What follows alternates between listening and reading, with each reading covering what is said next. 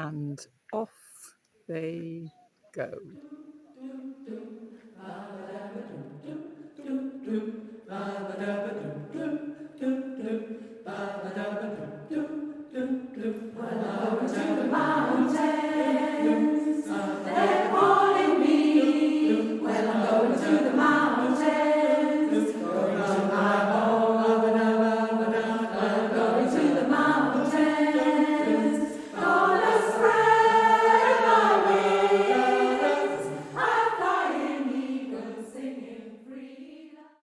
I've met two lovely gentlemen from Denmark, and you're walking the West Highland Way.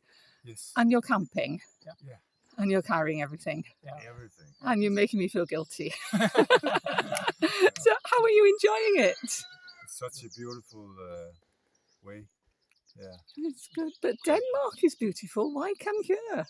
Because Denmark is very flat.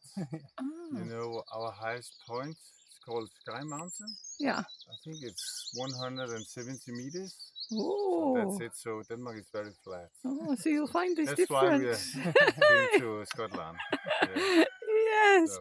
Well, it's lovely talking to you. I think I better let you get on your way. But I wish you all the best and come back to Scotland again sometime. Sure. Bye-bye. And this is it. I've literally reached the end of the road. And now I'm just on walking tracks for 7.5, 8 miles across Rannoch Moor. So nothing until I reach the ski centre around Glen Coe. And it's going to take me a fair few hours, and I think that's wonderful. I can't think of a better way to spend a morning like this than walking underneath this wonderful sky with these incredible surroundings.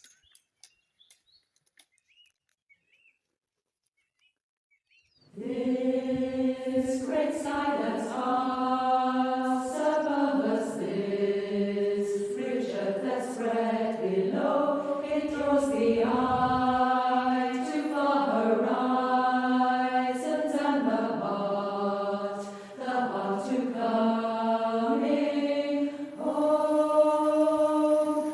This great silence asks above us, this rich earth that spread below, it draws the eye to far horizons and the heart to coming home.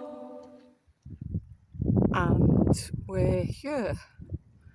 Up there you might just be able to see the cables of the Glen Coe ski lift. I've made it across Rannoch Moor and I'm now descending to the King's house, which you might be able to see just over there. It's taken me a bit over 3 hours to do the walk, and I suppose I walk at a decent pace. I did have a stop and took my boots off and got my feet to the air, and I've stopped to take loads and loads and loads of photographs, and I've chatted to a few people, so it hasn't been one huge rush, and it's been glorious. It's been a very special experience walking across this wild wilderness on such a beautiful day.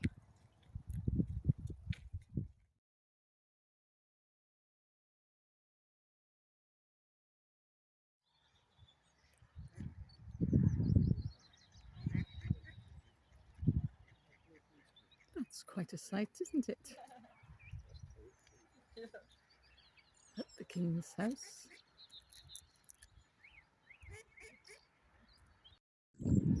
Though that one isn't real. At this stage in the West Highland Way, though, your wits can start to get a bit befuddled, so I think you're allowed to get confused about what's real and what's make-believe.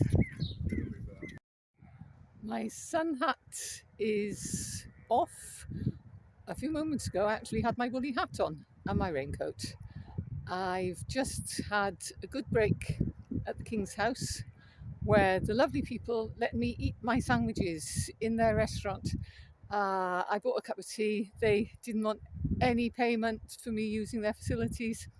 They were so kind, and the place was full of people doing the West Highland Way and sharing their tales of aches and pains and woes, of the wonders of walking across Rannoch Moor, and the sense of terror at the task that faces us all now of climbing up the Devil's Staircase, the big climb of the West Highland Way. But we'll take our time, put one foot in front of the other at the pace that suits each of us, and I'm sure we'll all get the top and we'll get to Kinlochleven in time for bed. I've now climbed up a wee distance, and I have that age-old dilemma of walkers, because it's actually quite warm. So do I take my long-sleeved top off, because I'm going to get warmer as I climb, or do I keep it on, because as I go up it's going to be more windy and so it could be more cold? It's a difficult life, this. And this is it. I've finally reached the base of the Devil's Staircase. My long sleeve top has come off because it's actually quite warm now, and my sun hat's back on because the UV level seems high and I don't want to get queasy because of that. I'll confess that I have climbed the Devil's Staircase before. I used to live in Scotland. I've spent lots of time here.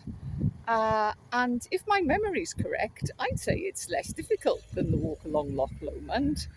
It doesn't have some of those technical challenges of having to climb over boulders and things. But that's from memory. I might change my mind on my way up.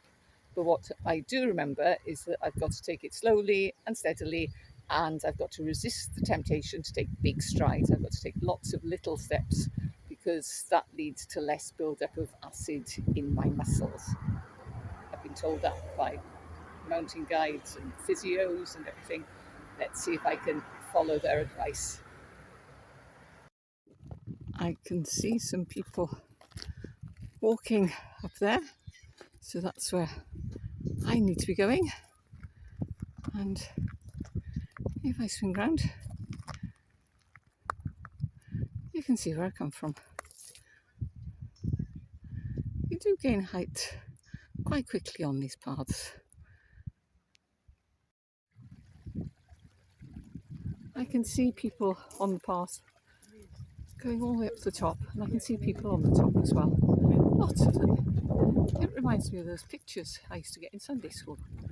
Jacob's Ladder.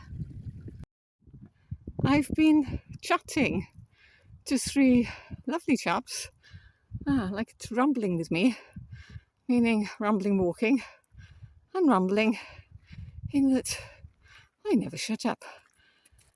But one is from Glasgow, lives here, so comes up here quite often. The other, his brother-in-law, lives in Buckinghamshire, which has lots of lovely countryside, but nothing like this. And the other one lives in Cambridge, which is as flat as a pancake. They say they're enjoying it. It's a shame I can't speak to them tomorrow morning to see how they are then. I'm sure they'll be fine. I'm sure they'll be jumping up out of bed and running around in the garden saying, what next, what next? I know some people will get up Devil's Staircase far faster than me. But what's the rush? I've still got plenty of time left today. It's my penultimate day of the West Highland Way. Why would I want it to get finished sooner than it need be. I'm going to stand and look at this for a while.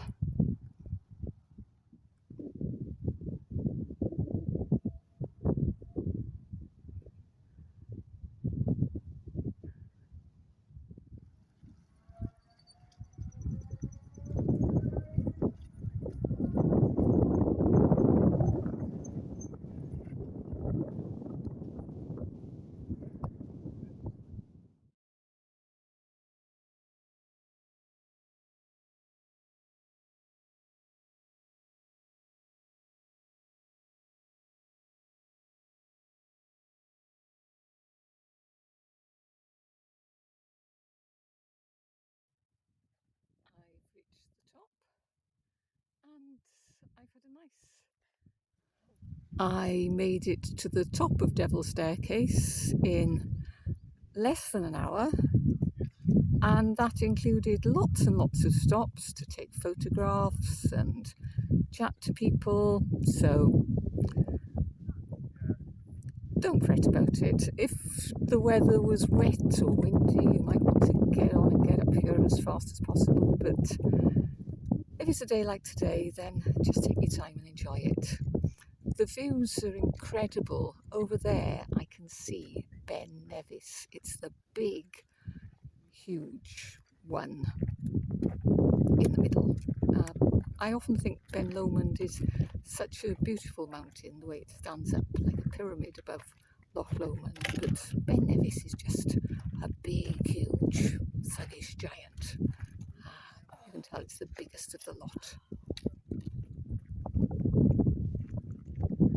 I've been walking down with two lovely chaps from Leeds who've done lots of long distance paths and have been trying to do this for a good few years. There they are over there. This climb down from the Devil's Staircase, the top of the Devil's Staircase, is quite a long drawn out thing, and it goes back and forth and back and forth. There are some sharp drops here at the side, but it's a nice path, so you don't need to stand at the edge if you don't want to.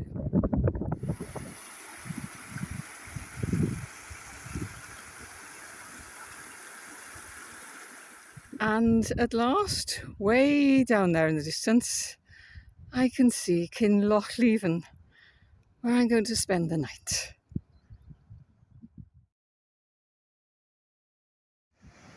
Welcome to Kinlochleven, the place where I've finally arrived to spend the night.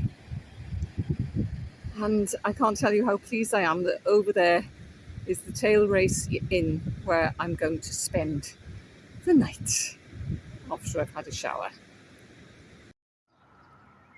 Getting to the top of the Devil's Staircase was so much easier than getting down. For the first hour, I'd say the views were spectacular and you had this joyous feeling of moving downwards and looking out over beautiful vistas. And then after that, you were still looking down over beautiful vistas and you were still walking downhill. But it's been a long day and the old knees were saying, oh, please, please, please, don't go on for too much longer. So I'm glad I'm here. We're going